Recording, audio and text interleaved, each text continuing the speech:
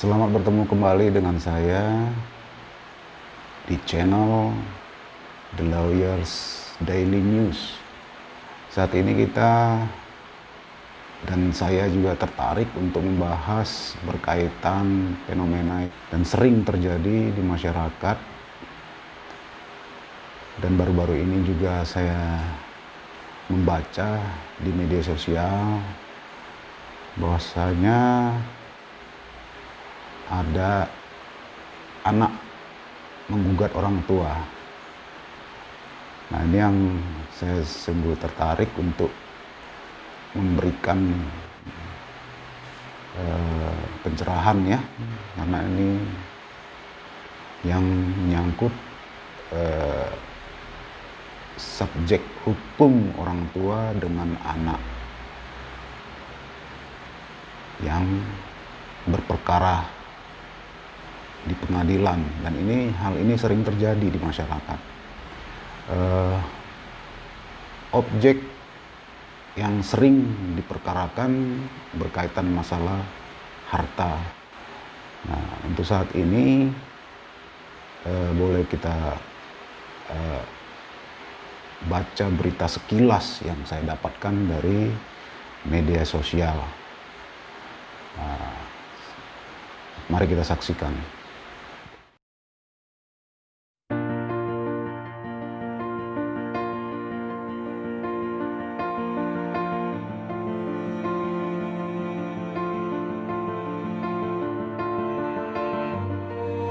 Sekilas berita online ya, yang sudah beredar di masyarakat,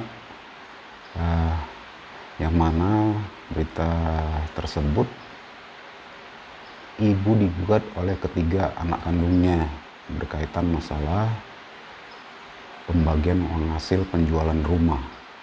Tentunya pemirsa telah mengetahui berita tersebut yang telah beredar di masyarakat. Saya cukup beruntung ya, orang tua saya tidak memberikan harta waris kepada saya, sehingga saya dapat berusaha dengan keringat sendiri, dengan kerja keras untuk memperoleh apa yang saya inginkan. Bu inisial MS ini memiliki 3 anak ya yang menggugat. Kalau dilihat dan dibaca dari berita ini, ketiga anak ini bisa dikatakan orang yang sudah memiliki pekerjaan, sudah bisa dianggap sukses ya untuk ukuran masyarakat. Kalau kita berpikir secara dari hati ke hati, tentunya orang tua ini dapat memperoleh harta ini dulunya kita tidak mengetahui dengan cara apa dan usaha yang sebagaimana kerasnya untuk mengumpulkan harta ini. Tetapi fenomena ini terjadi gugatan, sungguh saya secara pribadi menyayangkan ya, karena ini suatu hal yang cukup miris ya. Karena apa? Tentunya orang tua ini, Ibu MS ini sudah usia lanjut. Menurut berita yang saya baca itu usianya 74 tahun. Sehingga cukup terpukul ya menghadapi permasalahan ini. Tetapi semua orang subjek hukum ya, dalam hal ini orang tua atau anak, mempunyai hak yang sama untuk melakukan upaya hukum atas dasar permasalahan yang mereka hadapi.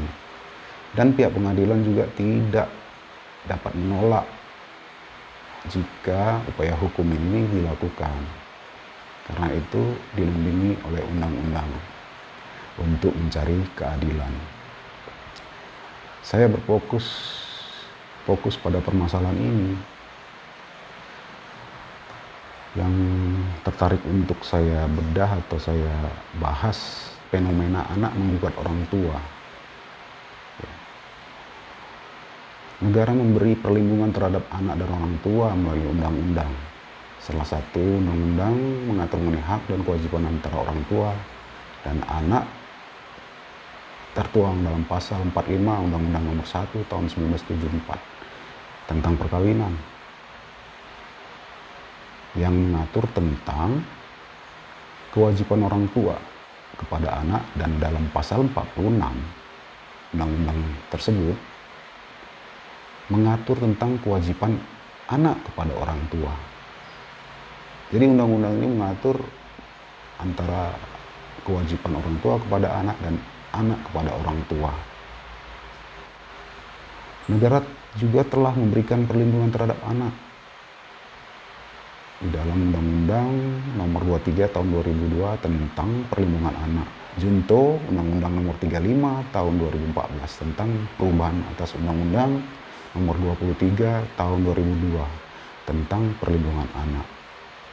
Sedangkan untuk perlindungan terhadap orang tua dalam realitas yang ada belum terdapat aturan tentang perlindungan orang tua. Nah, di sini yang perlu kita pikirkan ke depannya supaya dibuat semacam konsep yang mana adanya aturan yang melindungi tentang perlindungan orang tua. Dewasa ini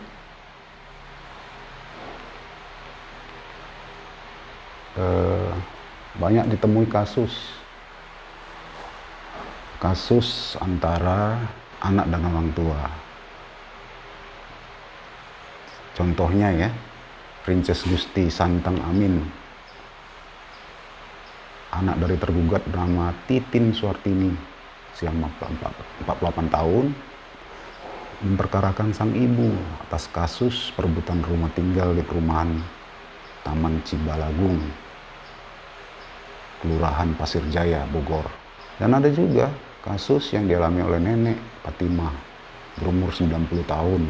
Mungkin pemirsa masih ingat ya, digugat secara perdata oleh anak keempatnya bernama Nur Hana dan suaminya yang bernama Nur Hakim dengan gugatan tidak tanggung-tanggung 1 miliar, pemirsa. Ini sengketa status kepemilikan tanah. Dan banyak lagi gugatan-gugatan antara anak dan orang tua. Anak yang dimaksud dalam pembahasan ini adalah seorang anak yang telah dewasa dan cakap hukum.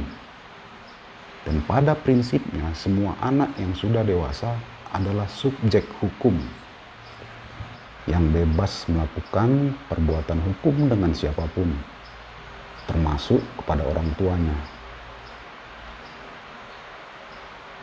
Mengingat adanya hubungan timbal balik antara orang tua dan anak, berupa hak dan kewajiban yang harus dipenuhi, baik oleh orang tua kepada anak maupun anak kepada orang tua. Kewajiban anak kepada orang tua dengan anak menggugat orang tua merupakan suatu kontradiksi. Namun, apabila dikaji berdasarkan nilai-nilai hidup di masyarakat, ini memiliki keterkaitan antara kedua-duanya ya, yang tidak dapat dipisahkan. Tidak ada istilah mantan anak, tidak ada istilah mantan ibu. Seperti itu. Dalam proses penegakan hukum ada faktor-faktor yang mempengaruhinya. Faktor-faktor tersebut cukup mempunyai arti sehingga dampak positif dan negatifnya terletak pada sisi faktor tersebut. Jadi adanya fenomena anak menggugat orang tua ini tidak terlepas dari faktor-faktor tersebut ya. Sujono Sukanto bahwa faktor-faktor tersebut ada 5, yaitu hukum itu sendiri yang pertama. Jadi hukum itu yang mengatur, sudah ada mengatur ya. Dan kedua, penegak hukum, yakni pihak-pihak yang membentuk maupun menerapkan hukum. Dan ketiga, sarana atau fasilitas yang mendukung penegakan hukum. Dan keempat, masyarakat, yakni lingkungan di mana hukum tersebut diterapkan. Dan yang terakhir, kelima, kebudayaan, yakni hasil karya, cipta, dan rasa yang didasarkan pada rasa karsa manusia di dalam pergaulan hidupnya. Ini 5 faktor yang mendasari terjadinya fenomena anak menggugat orang tua. Itu fenomenanya yang perlu didalami lagi. Fenomena berkaitan masalah anak menggugat orang tua. Pemirsa sekalian, adanya gugatan anak kepada orang tua ya, upaya apa yang harus kita lakukan? Menurut hemat saya, upaya penegakan hukum terhadap pasal 46 Undang-Undang Nomor 1 tahun 1974 tentang perkawinan untuk mencegah anak menggugat orang tua dapat dilakukan dengan menyelesaikan suatu permasalahan dalam keluarga melalui musyawarah untuk mufakat atau dengan melalui jalur non-litigasi. Salah satunya mediasi. Tujuan dilakukan mediasi adalah menyelesaikan sengketa antara pihak dengan melibatkan pihak ketiga yang netral dan imparsial. Mediasi dapat mengantarkan para pihak pada perwujudan kesepakatan damai yang permanen. Mengingat penyelesaian melalui mediasi menempatkan kedua belah pihak pada posisi yang sama. Tidak ada pihak yang dimenangkan atau dikalahkan. Win-win solution. Selanjutnya, dalam mediasi para pihak yang bersengketa proaktif dan memiliki kewenangan penuh dalam mengambil keputusan. Dan pihak yang memediasi, dalam hal ini mediator, tidak memiliki kewenangan dalam mengambil keputusan. Tetapi mediator hanya membantu para pihak dalam menjaga proses mediasi guna mewujudkan kesepakatan damai antara kedua belah pihak. Dalam hal ini anak dan orang tua. Jadi di sini permasalahan dan faktor-faktor yang mempengaruhi anak menggugat orang tua itu pertama adalah permasalahan dalam keluarga yang menjadi alasan bagi anak menggugat orang tua. Permasalahan ini timbul di dalam keluarga karena ketentuan hukum yang telah ada dan berlaku secara nasional belum mampu menyelesaikan berbagai persoalan yang terjadi secara komprehensif dalam rangka memenuhi azas kemanfaatan dan keadilan serta kepastian hukum sebagai tujuan dari ketentuan hukum itu sendiri. Faktor penyebab anak sering menggugat orang tua ada juga karena ketentuan terkait kewajiban anak kepada orang tua yang termuat dalam pasal 46 Undang-Undang Nomor 1 tahun 1974 tentang perkawinan belum memberikan ketegasan yang menyatakan bahwa anak yang menggugat orang tua merupakan pelanggaran terhadap ketentuan tersebut. Dan upaya penegakan hukum terhadap pasal 46 Undang-Undang Nomor 1 tahun 1974 tentang perkawinan untuk mencegah anak menggugat orang tua yang pertama dengan menyelesaikan permasalahan dalam keluarga melalui musyawarah untuk mufakat atau dengan jalur non-litigasi. Seperti yang saya sebutkan di awal tadi, melalui mediasi. Apa upaya yang harus dilakukan?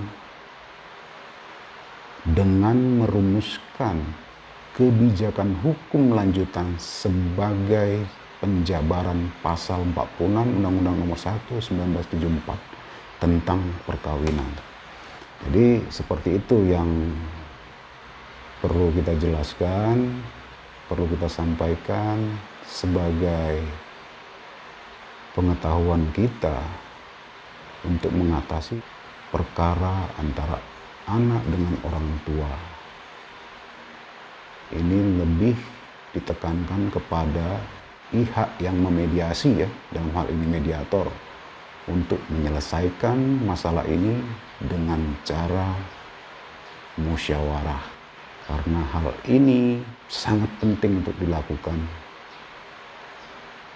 dan perlu juga adanya kesadaran masing-masing pihak bahwasanya hubungan antara anak dengan orang tua tidak bisa dipisahkan. Saya harapkan kasus yang terjadi pada ibu kita, Ibu MS, ya, yang sudah berusia 74 tahun ini, berbagai pihak hendaknya memediasi untuk mencari solusi yang terbaik, dan pihak anak juga menahan diri dan memanfaatkan waktu dalam sidang mediasi pertama dan kedua. Dan saya harapkan mediasi ini berkesimpulan, dan kesimpulan itu menghasilkan hal yang positif dan berdamai, sehingga terciptanya keluarga yang harmonis di dalam masyarakat. Demikian yang bisa saya sampaikan. Semoga bermanfaat. Terima kasih atas pemirsa yang telah menyaksikan channel saya. Terima kasih.